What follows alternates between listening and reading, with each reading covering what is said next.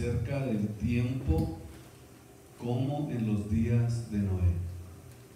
Vamos a enseñar a titularle a esta serie como en los días de Noé, y voy, primero Dios, quizás a sacar algunos mensajes acerca de esta porción de la Biblia que está en el capítulo 6 del libro de Génesis. Vamos a leer del versículo 1 al versículo 4, y así vamos a irnos preparando, vamos a ponerle un fundamento a estas enseñanzas, y vamos a aventurarnos en la Biblia para aprender más acerca de las características que estarían desarrollándose antes de la venida de nuestro Señor Jesucristo, porque lo de Génesis tiene mucho que ver con lo que está pasando en este tiempo.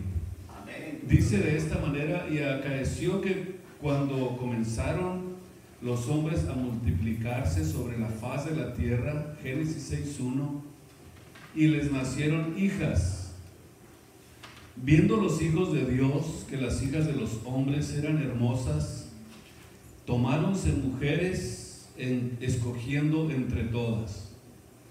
Y dijo Jehová: no contenderá mi espíritu con el hombre para siempre, porque ciertamente él es carne, mas serán sus días 127 años. Había gigantes en la tierra en aquellos días, y también después que entraron los hijos de Dios a las hijas de los hombres y les engendraron hijos, estos fueron los valientes que desde la antigüedad fueron varones de renombre o de nombre. Y en el libro de Mateo capítulo 24, vean ustedes algo muy importante que Jesús habló precisamente acerca del tiempo de los días de Noé. Y en el capítulo 27 del libro de Mateo, versículo 37, dice: mas como en los días de Noé, vean ustedes, así será la venida del Hijo del Hombre. Porque como en los días de Noé, antes del diluvio, o antes de que llegara el diluvio y fuera el mundo sumergido en agua, estaban comiendo, bebiendo, casándose, dándose en casamiento, hasta que el día que Noé entró en el arca. Y no conocieron hasta que vino el diluvio y llevó a todos. Así también será la venida del Hijo del Hombre. Vean ustedes que este acontecimiento está perfectamente bien ligado a lo que sucedió en el capítulo 6 del libro de Génesis. Así como en los días de Noé, vemos que Cristo también dijo que las características que prevalecieron en esa generación de Noé se iban a volver a repetir antes de su venida. Y vamos a comprender a través de estas enseñanzas por qué Dios tuvo que sumergir al mundo en un diluvio universal. ¿Por qué Dios tuvo que hacer justicia en contra del pecado? Y la razón por la que Dios tuvo que hacer esto fue porque Dios, aunque Dios sea un Dios de amor, Dios sea un Dios justo, que demostró su amor mudando su vida por nosotros, aún con todo y eso, Dios tiene que castigar el pecado. Y aunque para el hombre sea difícil de entender que al mismo tiempo Dios es amor, que al mismo tiempo dice la Biblia que de tal manera nos amó que dio su vida en la cruz del Calvario, a pesar de todo eso, Dios es un Dios que tiene que castigar el pecado.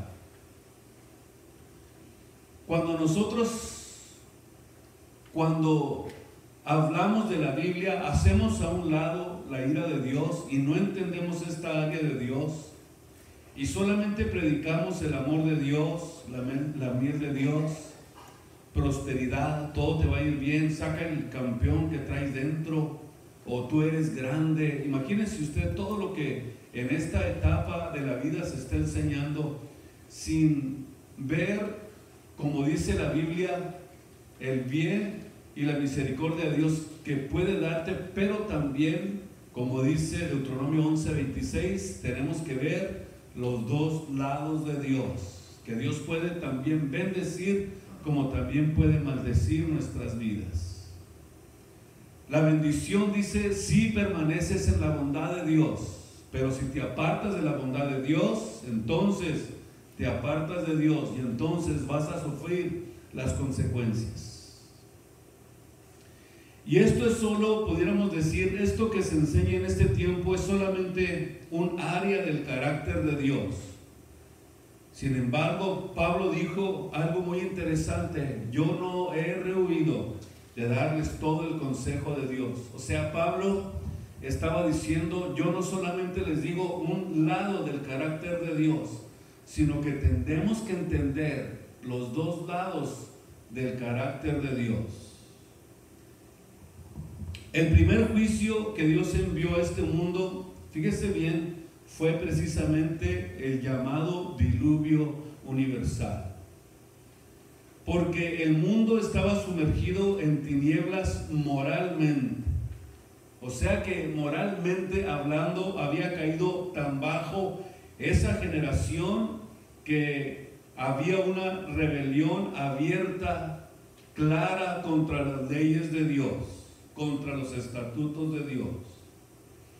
Y vamos a ver por qué Dios tuvo que sumergir a ese mundo en agua, como lo va a hacer también, no muy lejano, ya muy cercano está ese tiempo. No bajo agua, pero bajo otras características que la Biblia enseña que van a suceder después de la venida de nuestro Señor Jesucristo. Después de que la iglesia se va de esta tierra, entonces comienzan los juicios de Dios a azotar sobre el mundo. Y el que no fue capaz o apto para irse en el rapto de la iglesia va a tener que sufrir los tiempos de la ira de Dios. Pero vemos también que a través de más de 2 milenios se ha extendido su paciencia y su misericordia, también como la paciencia que tuvo en el tiempo de Noé. Dios tuvo mucha paciencia en ese tiempo. Vemos que en Génesis capítulo 5, versículo 21, quiero que ustedes vean algo muy interesante, muy relevante, donde dice que vivió Enoc 65 años y engendró a Matusalén. La razón por la que vamos a sacar esta porción de la Biblia es porque Matusalén, vean ustedes lo que significa para que ustedes, que les gusta tener apuntes, y se den una idea de la razón por qué dice la Biblia aquí que Enoc tenía 65 años cuando engendró a Matusalén, y fueron precisamente esta situación fue algo que tiene que ver mucho con lo que sería una profecía bíblica que se cumpliría precisamente el día en que vendría el diluvio. Matusalén significa cuando muera será enviado el juicio. Ahora ustedes entienden la razón por la que Matusalén vivió 969 años. Quiere decir que si Matusalén vivió 969 años, yo creo que la razón más lógica, bíblica y que tiene más sentido es porque Dios estaba extendiendo el tiempo para que todo el mundo escuchara el mensaje que traía Noé. cuando muera será enviado el juicio. Pudiéramos decir que aquí estaba una revelación profética para el mundo que duraría solamente mientras Matusalén viviera. Y es el hombre, vemos a través de la Biblia, a través de la historia, que es el hombre que más años ha vivido en toda la historia. Y entonces quiere decir que si él vivió tanto tiempo era porque el apóstol Pedro dijo algo muy importante precisamente acerca de esto.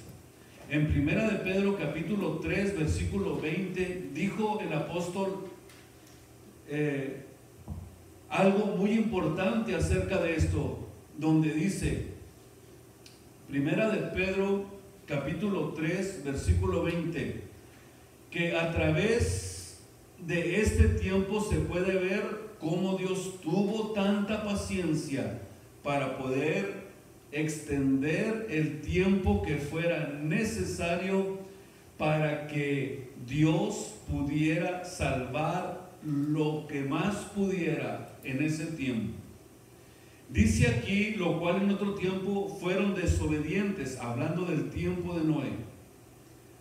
Cuando una vez esperaba la paciencia, subrayen ustedes la paciencia de Dios.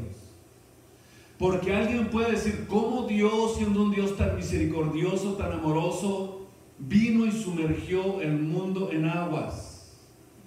Pero lo que muchos no entienden es que Dios extendió el tiempo y tuvo paciencia. Buscó la forma de que todos se salvaran. Comenzó Noé a predicar de tal manera que la Biblia le llama el pregonero de justicia. Y vemos no solamente eso, sino que vemos también en la Biblia, en el libro de los Hebreos, que Noé también fue un hombre que de alguna manera buscó la manera, porque también entró en los héroes de la fe del capítulo 11, buscó la manera de que a través de esa paciencia que Dios tenía, él comenzara a hablar, a pregonar, a hablar de la Biblia, a hablar de la palabra de Dios, aunque no existía la Biblia, pero existía el mensaje de Dios en ese tiempo, y él como pregonero de Dios hizo que Dios extendiera el tiempo y que Dios tuviera paciencia para tratar de hacer la obra de Dios. Así que Noé, habiendo recibido respuesta de cosas que aún no se veían, Hebreos 11:7, con temor aparejó el arca en que se salvase su casa, porque tal fe, dice la Biblia, condenó al mundo. Oiga usted, condenó al mundo y fue hecho heredero de la justicia que es por la fe.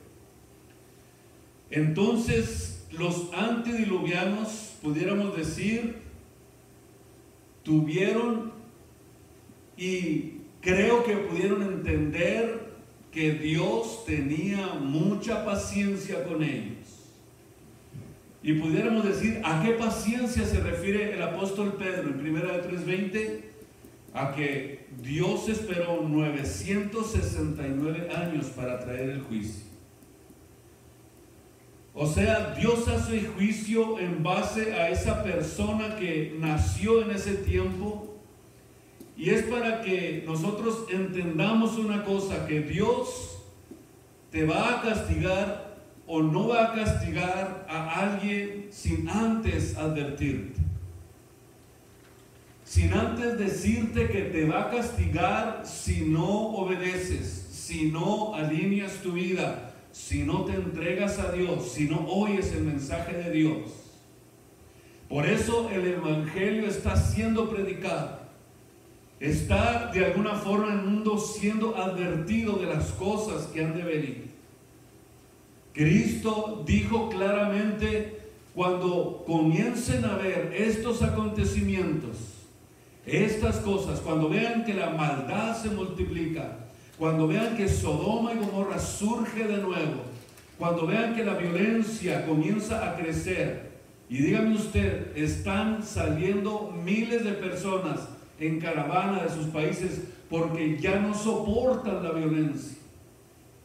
ya no viven en paz, ya no tienen seguridad, tienen miedo a ser acribillados, tienen miedo a morir. Y eso es lo que está haciendo que el mundo esté entrando en un caos. Y dígame usted, ¿no dijo Cristo que estas cosas sucederían antes de su venida?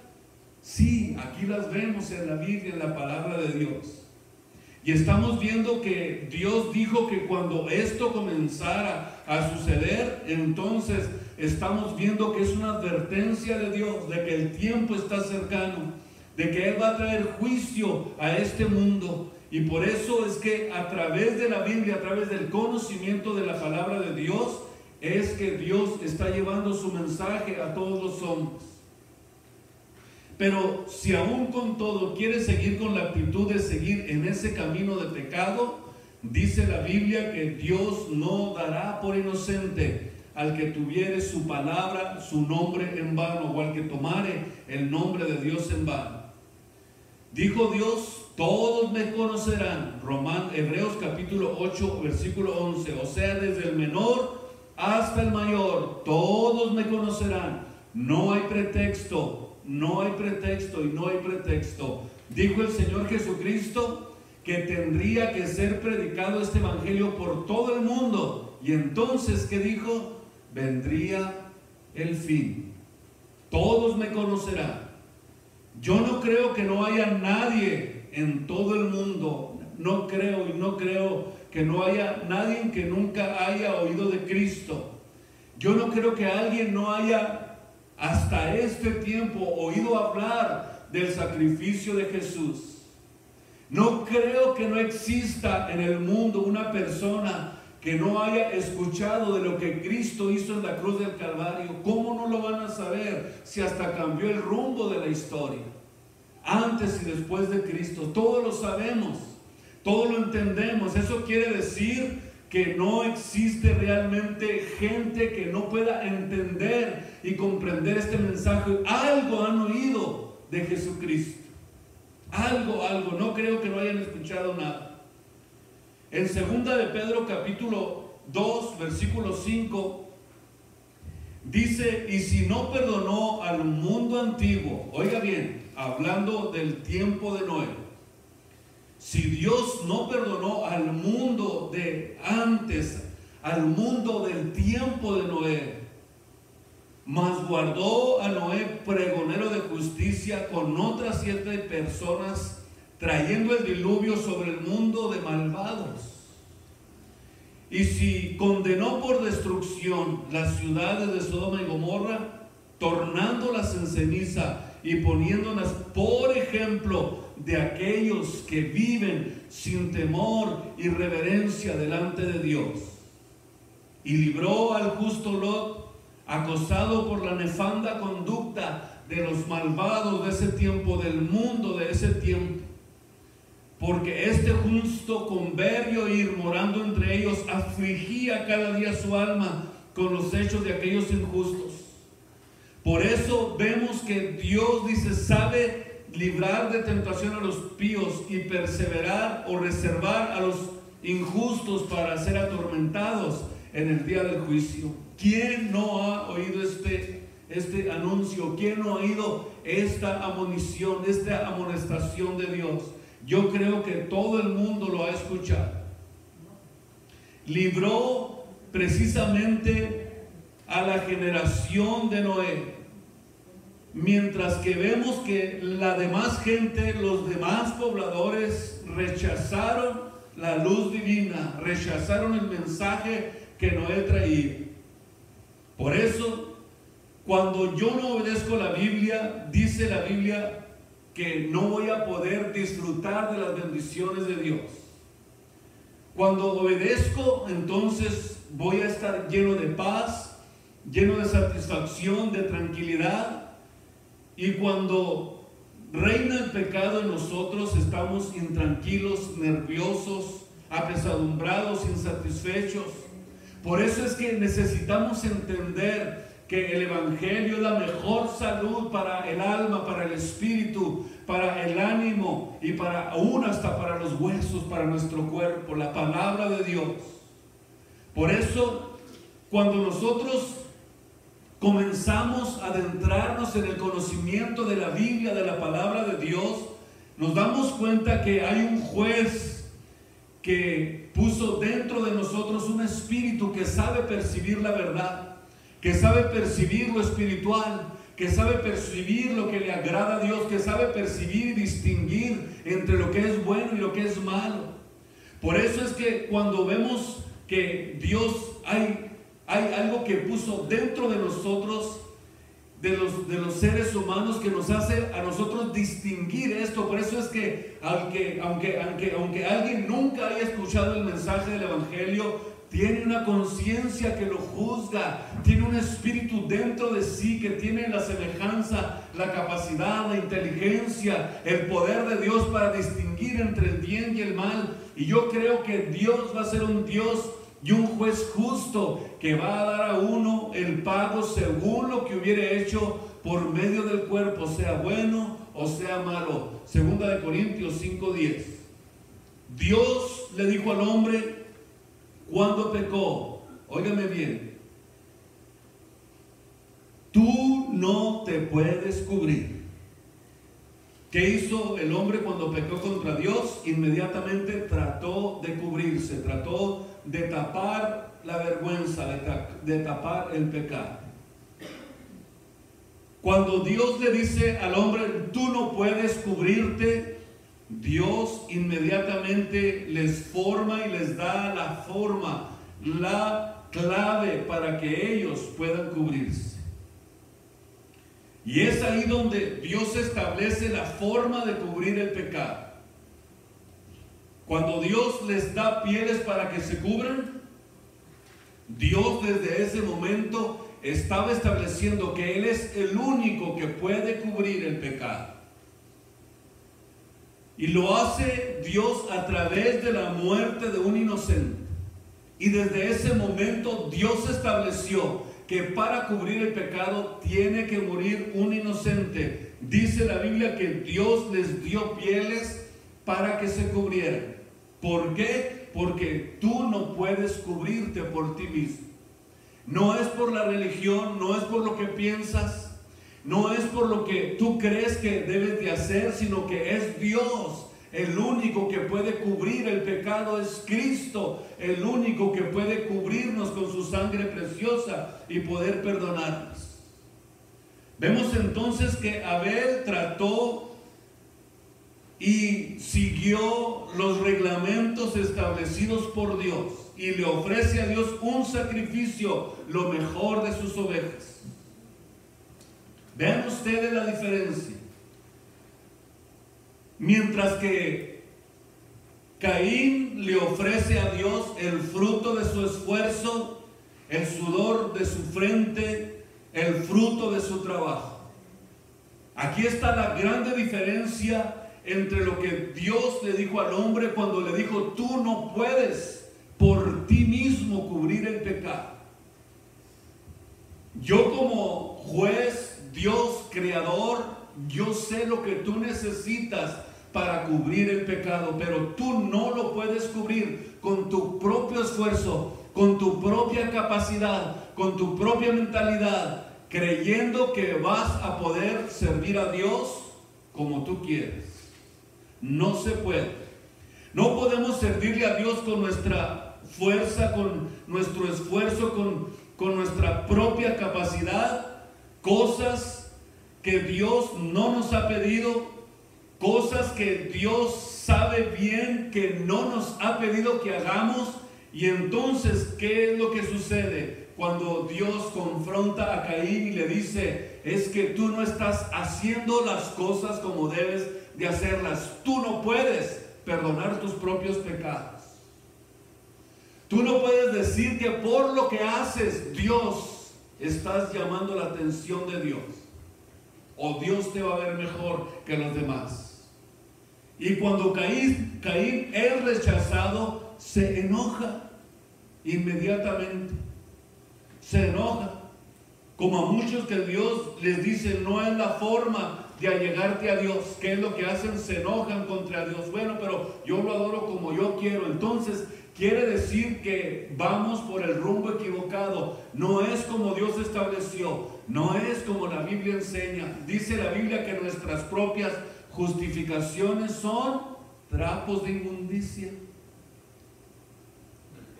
¿Y qué es lo que pasa? Que se rechaza la forma en que Dios ha determinado. Por eso, si sigues insistiendo y sigues terqueando, te amargas. Y la amargura va a ser tu propia autodestrucción. No podemos nosotros establecer la forma de allegarnos a Dios. Dios ya determinó, Dios ya lo dijo, Dios ya nos dio a nosotros la fórmula. Y ya entendemos que Él es el que hizo todo para que nosotros pudiéramos tener comunión con Él. Dice la Biblia que la sangre de Jesucristo nos limpia de todo pecado, porque es el Cordero perfecto, sin mancha y sin contaminación, ofrecido a favor del pecador. Y es a través de ese sacrificio que nosotros nos hemos cubierto la vergüenza, el pecado, el oprobio, lo que nos apartaba de Dios, lo que nos alejaba de Dios. Cristo lo hizo posible y vino y derribó esa pared de separación entre nosotros y Dios. Dice Isaías 59:2, que nuestras iniquidades hacían separación entre nosotros y nuestro Dios, y que el pecado nos apartaba de Dios, formaba una barrera entre nosotros y Dios. Pero a través del sacrificio de Jesucristo se derribó esa pared de separación, y ahora podemos nosotros, a través del sacrificio de Jesucristo, tener comunión con el Todopoderoso, con Cristo el Señor. Gracias, Señor, por esa muerte preciosa en la cruz del Calvario. Porque la paga del pecado, dice la Biblia, es muerte. Y eso es precisamente el peligro que corre el hombre cuando no se ha apartado del pecado. Dice la Biblia que Él da el pago a cada quien según lo que hubiere hecho. No es que Dios haya determinado sumergir en el tiempo de Noé a la humanidad, sino que más bien el pecado que se cometía fue lo que hizo que Dios hiciera justicia, porque la paga del pecado es muerte. Mas la dádiva de Dios es vida eterna en Cristo Jesús. Aquí está claramente establecido la bendición o la maldición, la vida o la muerte.